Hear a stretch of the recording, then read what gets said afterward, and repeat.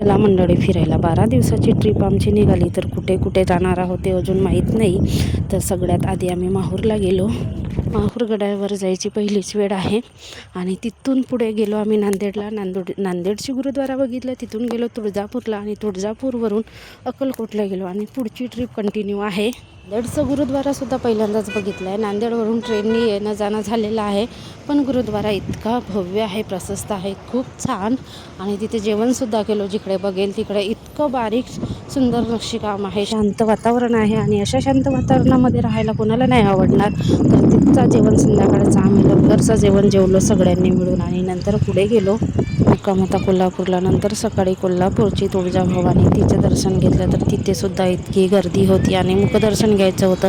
त्याच्यामुळे तर इतकी गर्दी होती की 4-5 तास त्याच्यामध्ये कसे गेले माहीतच नाही पडलं. कारण अष्टमी होती, मंगळवार होता. आणि विशेष म्हणजे आता उन्हाळ्याच्या सुट्ट्या आहेत, मुलांना सुट्ट्या असतात आणि बाकी काही लोकांना पण सुट्ट्या वगैरे असतात, एन्जॉय करायला येतात, फिरायला जातात.